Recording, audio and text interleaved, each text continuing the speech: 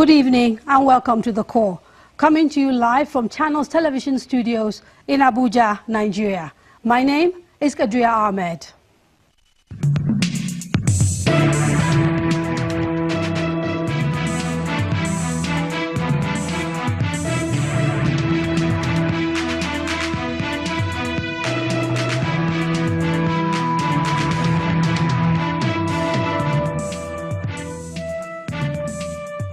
Just before we start the program, we bring you this piece of breaking news that June 12th has now been declared the new Democracy Day by President Muhammadu Buhari, and Chief Moshood Abiola, who was perceived to be the winner of the widely acclaimed June 12 elections, has been conferred posthumously with the highest honor of the land, the GCFR. Now to the topic of the day. Over the last few months, we've witnessed an astonishing series of events that increasingly point to an unraveling in the relationship between the executive and legislative arm of government in Nigeria. The two seem to be increasingly at loggerheads, and yesterday, things appeared to have come to a head as the National Assembly held a rare joint emergency session, after which they issued a communique which suggests they will try to impeach President Muhammadu Buhari unless he does a series of things, including essentially sacking the Inspector General of Police. The National Assembly meeting took place off the back of a summons issued to the Senate President Bukola Saraki by the police, who asked him to explain his relationship to suspected armed robbers who attacked banks in Ota, Kwara State, killing 30 people. The police claim during interrogation, the suspects pointed to the Senate President as their benefactor. The third arm of government, the judiciary, which appears to be taking a back seat on this particular row, has held its own share of differences with both the executive and the legislators. So, how did we get into this mess? And can Nigeria be governed effectively for the benefit of its people when the three arms of government seem to be at each other's throats? This and more on today's edition of The Core. But first, some background to the crisis. The executive, legislature, and the judiciary. Three arms of government in a democracy, all three with defined roles. As distinct as their roles are, the Constitution stipulates that they must work together in a finely tuned dance for the good of the country. But the relationship between the three arms of government in Nigeria cannot be described as harmonious. The executive and the legislature particularly have endured a relationship which many have described as strained and filled with rancor most of the time. The truth of the matter is that we got to come to terms with the fact that the attention of non-state actors, the attention of citizens, the self-imposed, self-righteous attitude of even the executive has held them down in such a way that most of those things that we used to do in the past to get the budget passed is not happening right now. So I don't want to call it fight. I want to call it politics. I want to talk about contestation.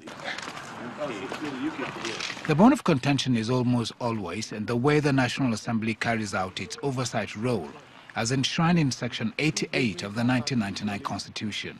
The Assembly has accused the judiciary of interfering with its powers.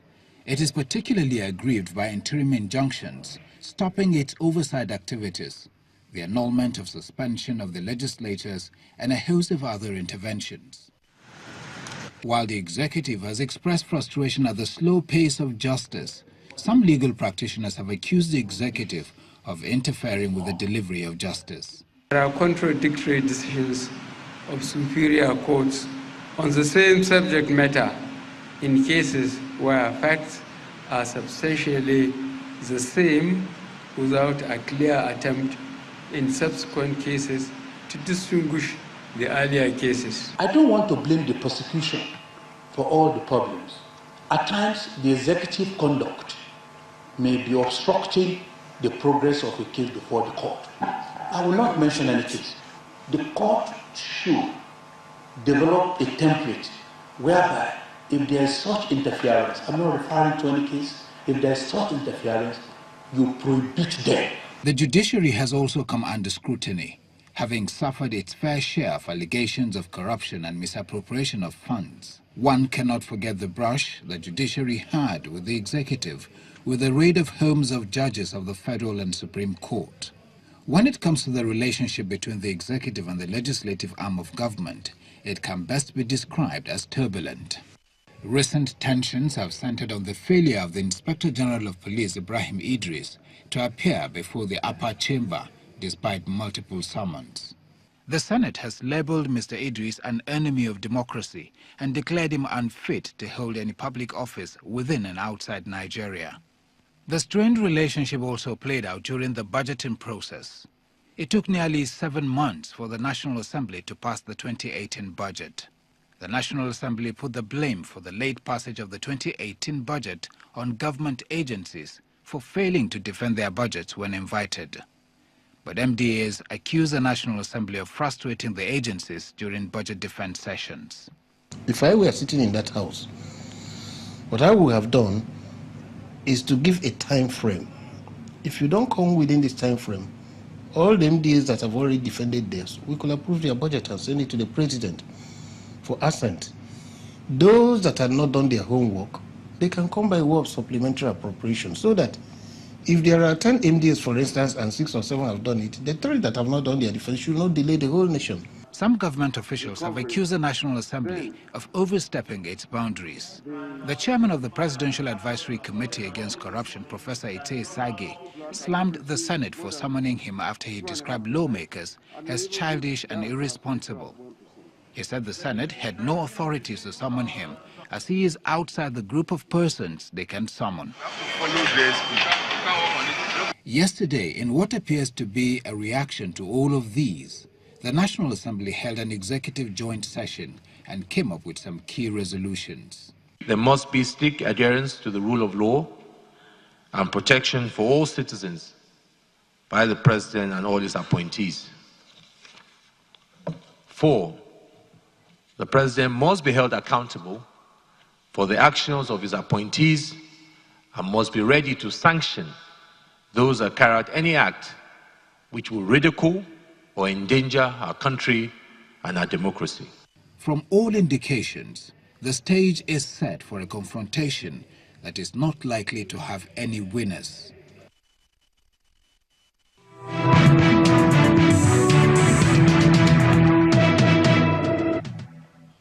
For our discussions, I'm very pleased to have with me in the studio Nigeria's Attorney General, Abubakar Malami. Thank you, sir, for coming on the show. Thank you, Kadri. Also joining us is Senator Aliyu Sabi Abdullahi. He's the spokesman for the Senate. Thank you, sir, for joining us. Thank you for having me. Deputy Inspector General of Police in charge of operations, Mr. Habila Joshiak, is also here. Thank you, sir, for coming. Me.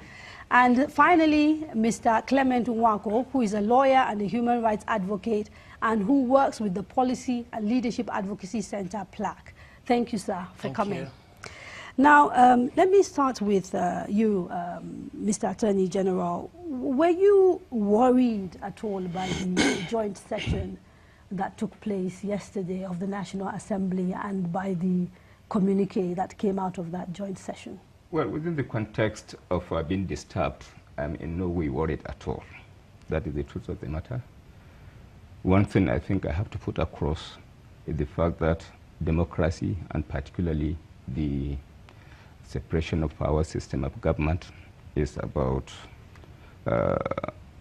checks and balances, fundamentally targeted at displacement of abuses. So within the context of the appreciation of the fact that our democracy is such that it's tweaked in such a circumstances that you must envisage the possibility of abuses, and you must envisage the possibility of desire for desired displacement, and then you must envisage the possibility of checks and balances. So in your view, the National Assembly, what they did was well within the purview of their responsibility as a National Assembly? Well, it's one thing for the National Assembly to have a joint session, but then it's the other for the purpose of assessment of what they have done within the context of the constitutionality and within the context of the legal framework as to whether it is sustainable. And if you are talking of blames, for example, relating to insecurity, relating to employment unemployment, associated other issues that were raised, as to whether indeed are issues that should naturally be placed at the doorsteps of the executive within the context of the blame game. Okay, now there's an underlying issue in the communique that they issued, which was like that threat of a possible impeachment of the president. What do you make of that conclusion? Now, issues were raised by the National Assembly during the joint session that they think constitute perhaps maybe misconduct. But then, within the context of the issues that were raised, you need now to assess. Let us take, for example, the issue of insecurity, which constitutes one of the issues that were raised, or perhaps maybe the issues that borders on unemployment, among others.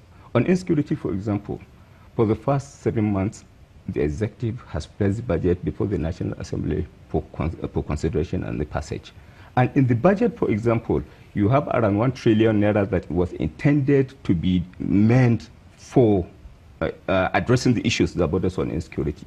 And for the first 7 months, that budget has not been passed. Okay. If you are talking, for example, if you are talking as well on unemployment and associated social issues, for example, over 900 billion naira was embedded in the budget that was meant for social investment programs of the federal government.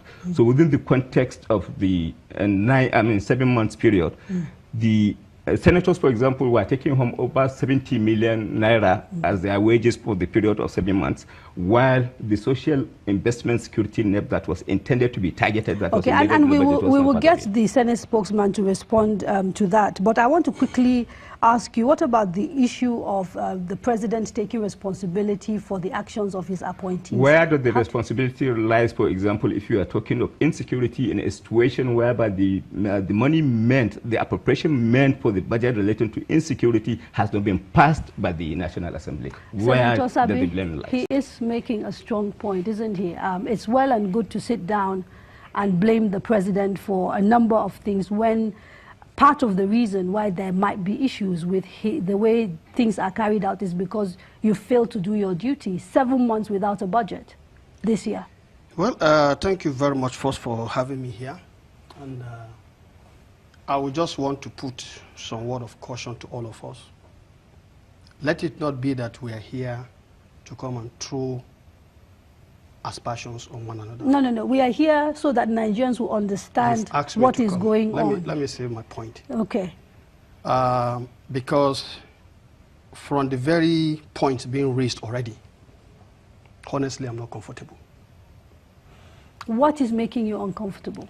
Because, you see, if we come out to begin to place issues in a manner that, for me, I see it as already trying to either package one arm in bad light, they will not be addressing the issues. No, we have... And so, excuse me. Okay, please. No, but it's important I clarify this because you seem to be alleging that there is an agenda. I'm not saying that there is any agenda. The only agenda here is to bring people who are part of this to respond to the issue so that Nigerian viewers can be educated. Will you allow me to talk for myself? Yes, please, go ahead. If you want to do the talking, then I listen. No, no, no, I'm just clarifying. But if you want me to talk, please let me just raise my point. I'm listening. I've not even gone far, you are already blocking me. I'm just clarifying. I'm aware of what I want to say. Okay, please go ahead. And this is my brother. Please go ahead, sir. I don't think there is anybody who is an enemy to one another here. But the point I'm trying to make is that I'm trying to put for us, as we discuss, a tone that should enable us achieve the core objective of why we're here. Incidentally, you said it's the core. Yes. So for me, the point I want to make is this. You see, we're in a democracy, like the Honorable Attorney General has said. And within the context of democracy, there are so many things that have been thrown out there. And at the end, whether we like it or not, it will be by negotiation that issues will be resolved. And so these discussions here, like you rightly pointed out, is for us to understand issues. Now, the most critical point he has raised here is the issue of a budget being laid before the National Assembly. And for 7 months, this budget not been attended to. To me, that appears a little bit inflammatory, because over the time this budget was laid, a lot of issues have been discussed. The media has covered so many of these issues.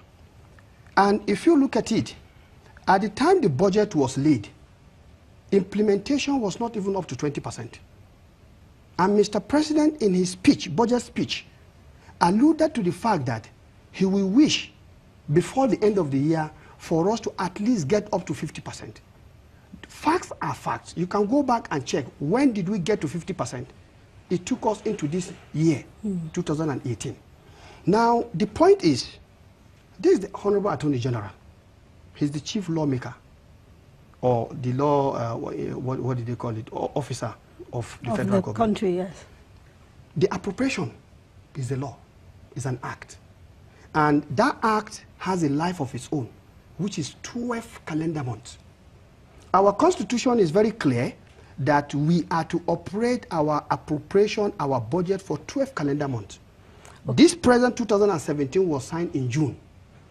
Let me ask you this question. You are therefore essentially saying you do not accept any responsibility for any delay caused to the appropriation which might have impacted on the work that the police are supposed to do or other security services? Two things. I do not accept that we were responsible for the delay. And I will also say that the delay has not impacted because the 2017 budget was being implemented. And by our constitution, even if a budget is not passed, the first 6 months, the constitution allows the executive to implement last year's budget up to 50%. So in your view, therefore, the communique that you issued yesterday, including the underlying threat to impeach the president, is in order? Well, that is something entirely different. And to my mind, if you want to have a discussion around that, that is something entirely different. The point he has raised here is... And you've answered that, and I'm now trying to move the conversation on. As far as I'm concerned, the National Assembly had a joint session, and a resolution was passed. And for me, that is where it ends. Let me bring in the constitutional expert here, the lawyer. I mean, we've got the Attorney General, but in some ways you can be considered an independent. Given what we see going on, are the roles of the two arms of government, in this case the executive and the National Assembly that we're talking about, are they playing their roles as they should, as stipulated by the Constitution? The foundation and basis of government is to provide good governance for citizens, to make living conditions in a country conducive and acceptable and good for citizens. And both arms of government, as well, the judiciary, which is the third arm, are all supposed to be working for the common good of the people of this country. It's been very disappointing to see that right from the onset of this government, and that includes the executive and the legislature, that the relationship has not worked out in a way that serves the common good. The conflict between the executive and the legislature has been a disappointing one, because that conflict has meant that so much that needs to be done has fallen by the wayside on the altar of politicking and politics. And this started right from the point at which the election into principal offices or presiding offices in the National Assembly was going on. The conflict between the executive and the legislature started at a point, and the executive has not hidden the fact that it was not happy the way the leadership of the National Assembly emerged. And I think that that has had its impact in the relationship between both arms of government, and it shouldn't be so. Let me bring the Attorney General back in here. The perception, if we're to be honest, is that the executive arm of government is using institutions to hound people that are critical of it. How do you respond to that allegation? Well, my immediate reaction to it is you have to look at the issues and not the personalities. And I think time is ripe in this country where we have to start separating individuals from the institutions. The fundamental issue for consideration when an allegation is made is whether there indeed exists an issue or there exists none. If, for example, someone is alleged to have committed an offense, and then there are reasonable grounds for suspicion that there should be investigation, Yeah. Are we saying, in essence, simply because he belongs to the executive, that no investigation should be conducted? Are we saying, in essence, that simply because he belongs to the legislature, the National Assembly, the Senate, or the House of Reps, that he should not be investigated simply because he belongs to that institution? No, but given the significance of some of these offices, isn't it true that the manner and way in which you conduct these investigations can either, bring the institutions into disrepute, or actually still continue to give them that respect, and that therefore the way you investigate matters? Well, as far as investigation is concerned, the institutions are generally governed by law, by regulations and associated things. So the bottom line is whether there has been due compliance with the stated regulations, with the procedure and the processes for the conduct of such investigation. That is why I'm talking of issues, for example. If the answer is yes, there is a right to investigate, and the investigations are indeed conducted in line with the laid down processes, procedure and regulations, then I think the idea of bringing institutions into it does not even arise. Let me bring in DIG Habela into this.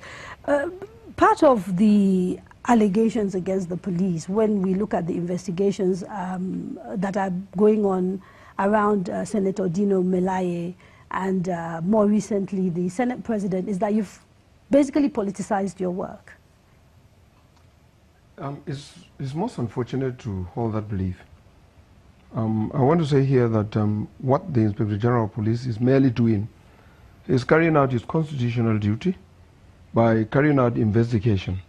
The outcome of this investigation will be determined by the law courts, and if they cannot stand the test of time, then investigation must have not been properly done. And so the police don't have the final say.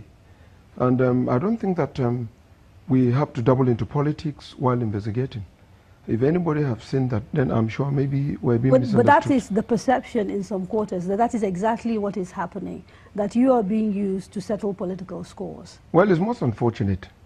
I wouldn't think that anybody would want to think so, because if you politicize investigation, then it will not stand the test of time in court, because the court will decide whether such an offense has been committed, and that what we present as the final result of investigation will stand the test of time. So we don't have that opportunity to decide. We are just merely putting together facts, evidences that will be presented in court. Now, yesterday, the National Assembly reiterated the vote of confidence, no confidence, that they had earlier passed on your boss.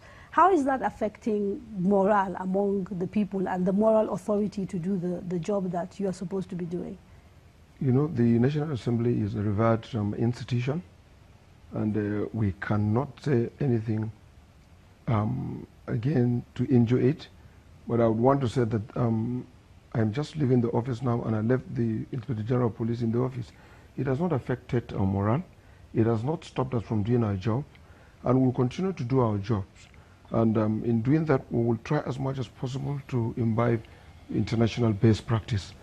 Let me talk to Senator Sabi. In passing a vote of no confidence on the Inspector General of Police, does it cross your mind, or do you worry at all about what this might be doing to the rank and file of the police, who are expected to go out under very difficult conditions to actually protect Nigerians, and how this might affect their ability to carry out their job? Because you're essentially saying you don't trust them by saying you don't trust their boss, or that is not an issue. Well, you see, earlier on, my very good brother said we should separate the institution from the individual. And within this context, I'm somebody who believes in strengthening institutions, because we as human beings will come and go, but these institutions will outlive us. And whatever we do, definitely we count as individuals in either making these institutions to be what they are seen to be or something else. Mm-hmm. So within this context, like I said earlier, we're in a democracy. Different people with different ideas and different views. And at the end of the day, when majority comes up with anything, whether it is good or bad, the beauty of democracy and the core element of democracy is such that that is what takes precedence. That is what comes top. And so even if he's a madman today, that Nigerians come out and vote for and say this is the person they want. If it is democracy we're talking about, the element of legality, authority, and the capacity for that person to do what he's doing because it's a donated power coming from the people remains sacrosanct. On this note, what I want to say is we're in a democracy and we should not forget that at every time we're discussing. Things might not go your way, things might be unpalatable, but tolerance and accommodation will enable us to resolve even very thorny issues. Okay, and I think we'll get a chance when we're talking about how we move forward to discuss some of those suggestions on how to do it. But I want to speak to Mr. Clement here.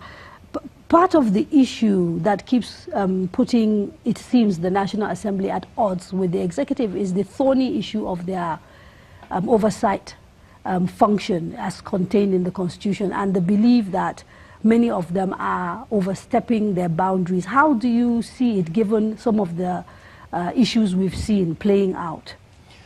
I think that from Section 88 of the Constitution is quite clear what the powers of the National Assembly to do. Once it has powers to make law on a subject or appropriate on a subject or budget, it then has powers to oversight that. The challenge, of course, is you have the National Assembly with, at the Senate, more than 65 committees. In the House of Representatives, close to about 90 committees. So the multiplicity of committees means that there is sometimes a rash of invitations to public officials. And sometimes it irritates a particular executive member to be invited by several committees in a short period of time. And so when you get a lot of those invitations, it creates its own crisis. But certainly, it is the responsibility of a public official who is invited by the legislature to respond to that. And just for clarity's sake, does respond mean you have to physically be there? Are you allowed constitutionally to send a representation if you are not able to make it? What does that actually mean? Because partly we know we've seen, particularly in the case of the Inspector General of Police, him sending a representation which was turned away. And I think we've had cases like that before. So what does the law actually say? The Constitution says that the National Assembly can summon any person. Interpreting that, it means an individual person who occupies an executive position. So if the National Assembly says we are summoning the police, then it means the police may send someone. But if it says we're summoning the Inspector General of Police, certainly the person occupying that office has a responsibility to go to the National Assembly and then perhaps go with additional officials to answer questions that may be asked. So I think the law is quite clear on this subject. The main concern that a lot of us have watching the legislature, watching that relationship, is the number of committees that invite public officials at random in ways that sometimes affects their functionality. But clearly, the National Assembly has powers to invite an official of government to come to attend hearings. Okay, we're going to have to take a quick break. When we come back, we'll open up this conversation and bring in our studio audiences. Don't go away.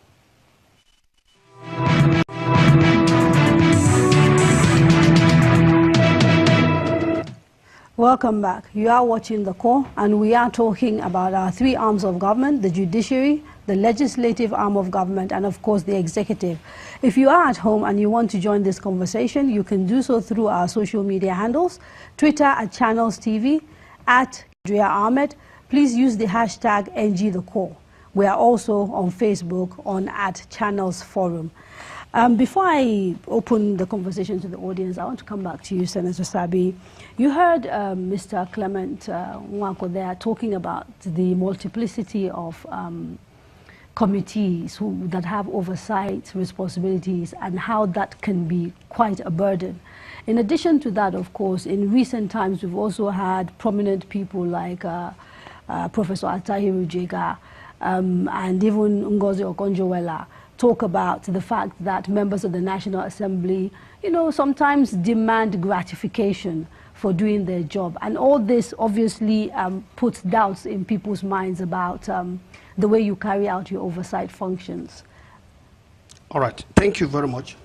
First, let me say that the way the legislature works is such that the committee remains the engine room through which the work of the legislature is facilitated.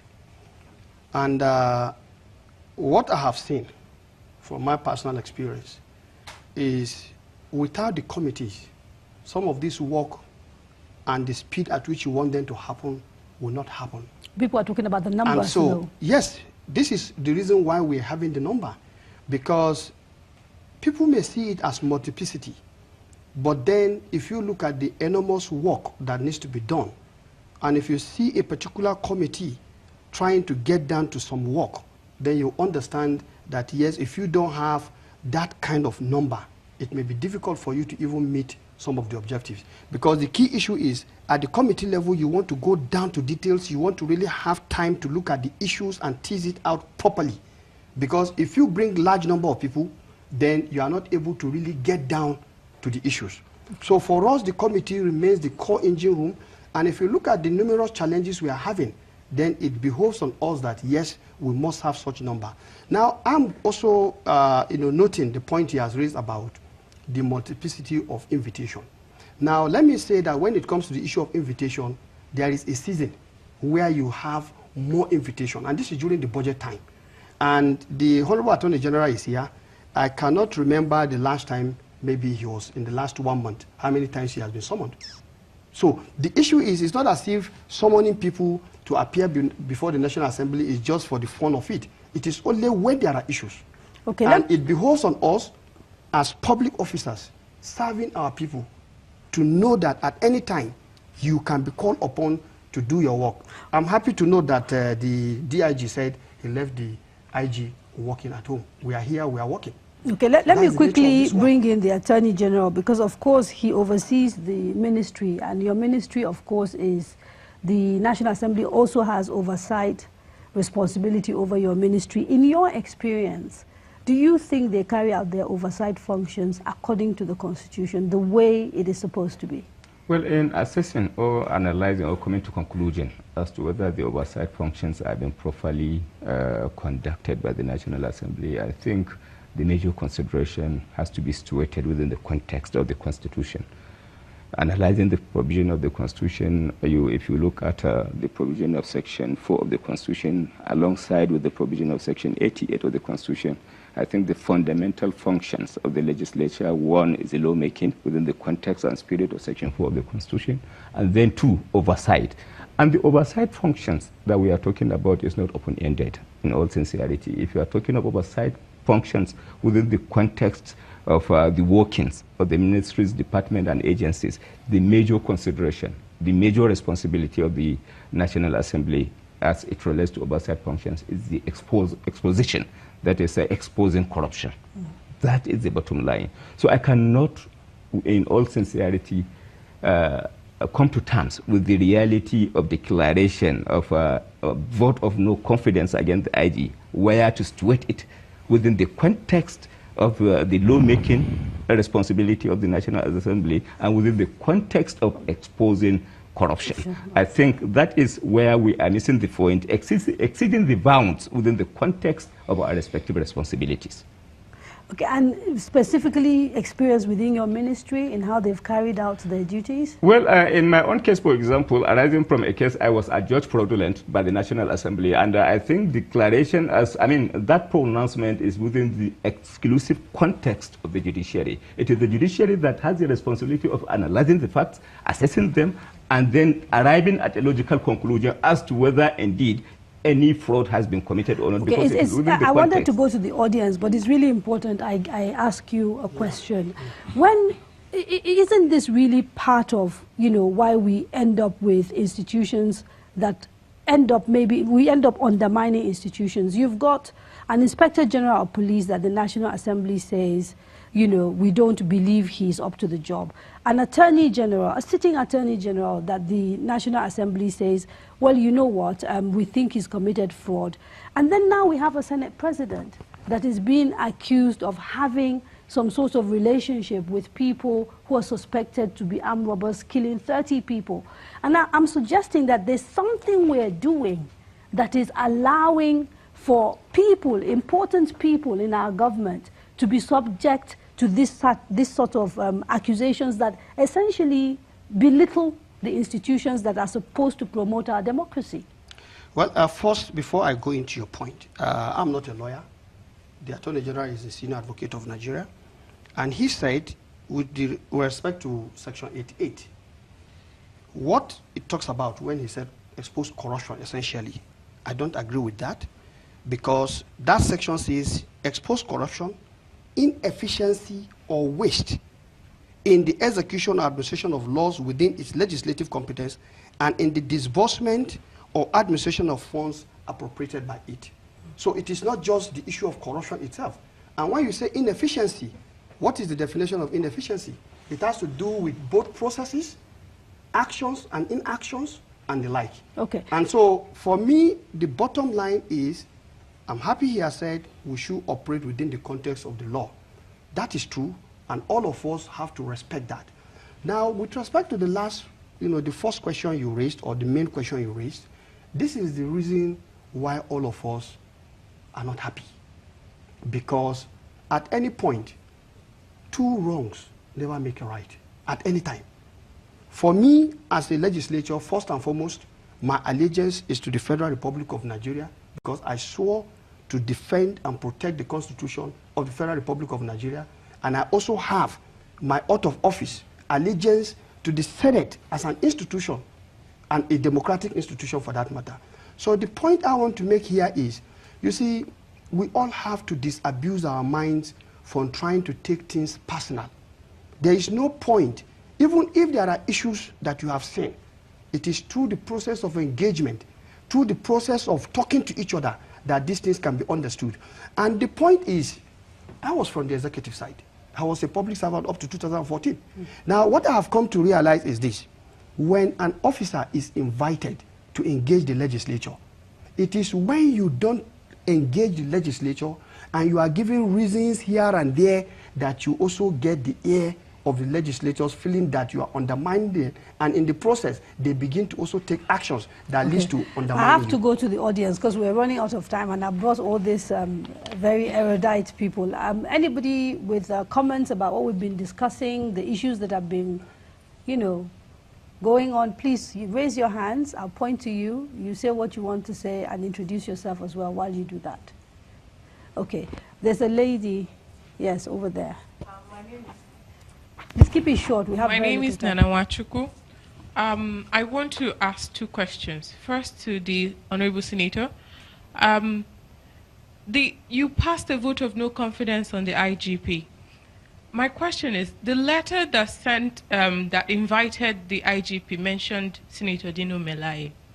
Your vote of no confidence, was it based on issues generally affecting Nigerians, or was it based on issues affecting the Senate alone? Now, to the DIG, my question is this. You said we should stick to the issues, and you have done your job to the best of your ability within the ambit of the law. You practically ran a media trial on the Senate president.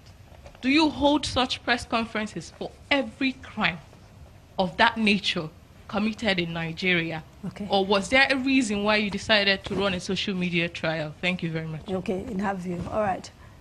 Yes, Dr. Joe Abba in front here, in blue. Yes. Okay. Yes, sir. Thank you. My name is Joe Abba, and until about 7 months ago, I was in government. I have to say that I agree with the Senator's latest points about the need to respect the institution when you're invited. In my own experience, whenever the National Assembly has invited me, I've supplied them with all the information they want. I've given them have proactively disclosed everything they have could they have asked for. overstepped their boundaries with you, as has been alleged in other cases, whether it is in terms of looking for graft or asking you to do things that you really shouldn't do? I think it was much easier for me because the bureau I ran had no money.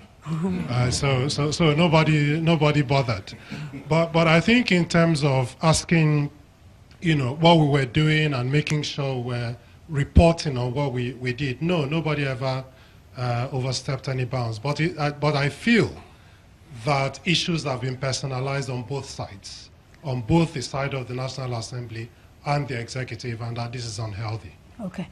We will come to, there's a lady at the back, Aisha Osori, and then we'll come back to the panel and get responses before we go back to the audience again. Thank you. Good evening. My name is Aisha Osori. I guess for me, listening, I was just wondering what's new about what we're talking about. In the context of being a democratic government since 1999, there's always been tension between the executive and the legislature. We saw it during Obasanjo's time, we saw it during Jonathan's time, and we're seeing it now. So for me, I think we're missing something about what we're talking about. The perception about the National Assembly, for example, is that we're supposed to have, the checks and balances should always cause tension. There should always be tension amongst the three arms. That's normal. That's what the checks and balances are for. But what we should be asking ourselves, what Nigerians are increasingly asking themselves is this tension for our own good? Or is it for the benefit of the people who are in office and who are abusing their office? So perception is reality. If the perception about the National Assembly is that they use their powers to shake down people, then the truth is they lose the sympathy of Nigerians when they do invite people who don't attend or who don't honor their calls. So that's one perception.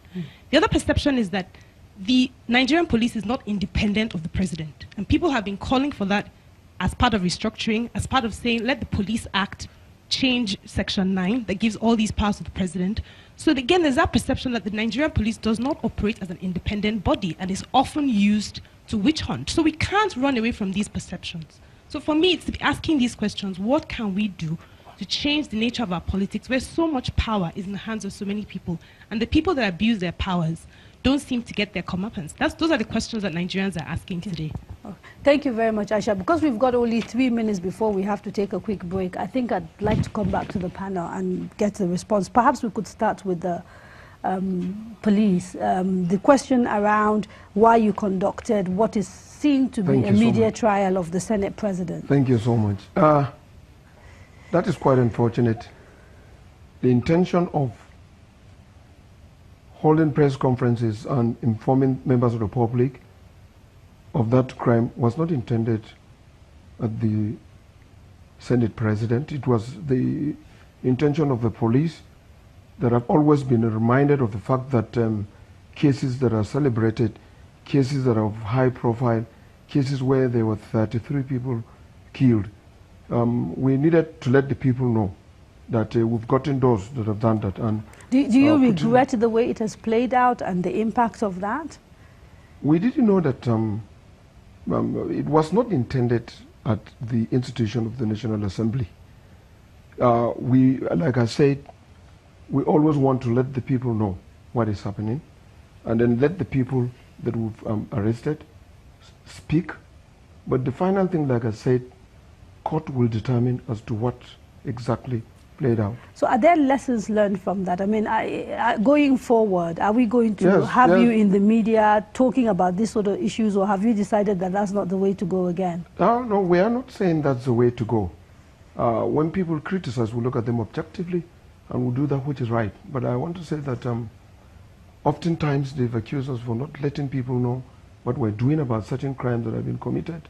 And sometimes when you don't let people know what is happening, people think that you're playing politics. But if we've gone beyond our bounds, there are a lot of cases that have been thrown up. Okay. That you've seen that it's been I'm going to have to take a quick break. Don't go away.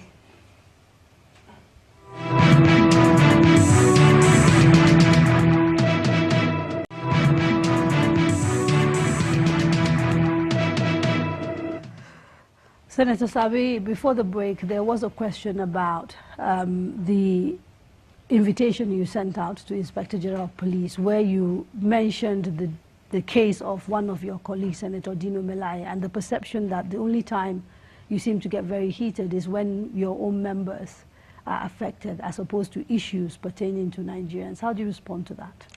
Well, you know, in situations like this, everybody is entitled to his opinion. And you must respect every views that people express. Before that particular episode, we have earlier on invited the IG and he refused to come. He took us to court.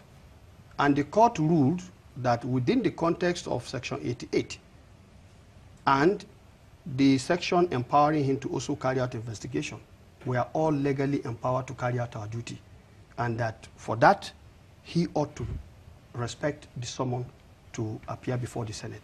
Now, this particular episode, a lot of things were happening. Issues around insecurity. And of course, let me say, from my understanding, that the issue of Senator Dino was like a trigger that says, look, there are a number of issues now. Let's invite the IG to know what is happening. And for me, if you invite the IG to come and appear before us, like the argument went that time, if he felt this issue was already in court, and of course, because of that... Because he did appear at some point, yes, but with a lawyer, yes. and so he refused to answer yes, questions on the basis that is it, and that the was why he issue took was us to court. Yes. So within that context, if he had appeared, first he will have achieved two things. He will be able to at least show that he respects the institution of the Senate as an institution. And, of course, the simple question or the simple response will be, well, this matter is in court. I'm sorry, I cannot give you any further information. Okay. But then, to answer the question she raised, the subject of invitation included the issues of insecurity. Okay.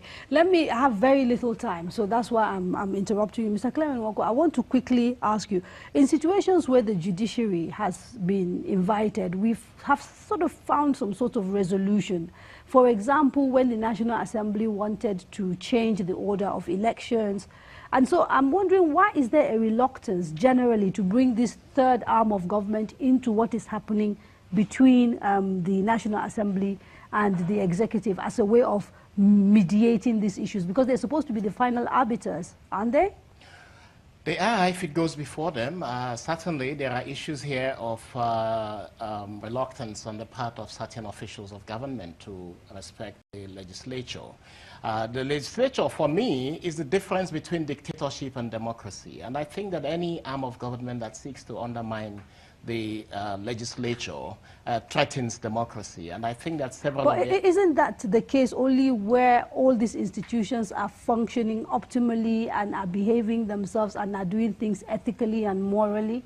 So that separation of power that you're talking about presupposes that every arm of government is behaving properly. Well, you wouldn't have excellence in behavior. Certainly there are challenges with some of the aspects of the work that the legislature is doing. Okay. With the executive, of course, there are challenges as well. What we are making, the point we're making is that we need to defend this democracy, and the way the legislature is being treated doesn't help. Okay, and I have to give the final words to the Attorney General very quickly because we've got to go. Yes. Well, the truth of the matter about it all is that we must, within the context of the spirit of democracy, learn to operate within bounds as far as our respective constitutional rights and responsibilities are concerned. Where there is an attempt by any arm of the government, be it judiciary, executive or legislature, to work out of bounds, then it naturally creates chaos and problems. Thank you so much. We have run out of time. Thank you to my panel, to my studio audience, and to all of you at home. Don't forget to join us for the next edition of The Core on Wednesday, the 4th of July, where we'll be discussing restructuring with two governors as well as representatives from both the APC, the PDP, and other parties. On behalf of Channels Television and Daria Media, I'm Kadria Ahmed, wishing you a very good evening.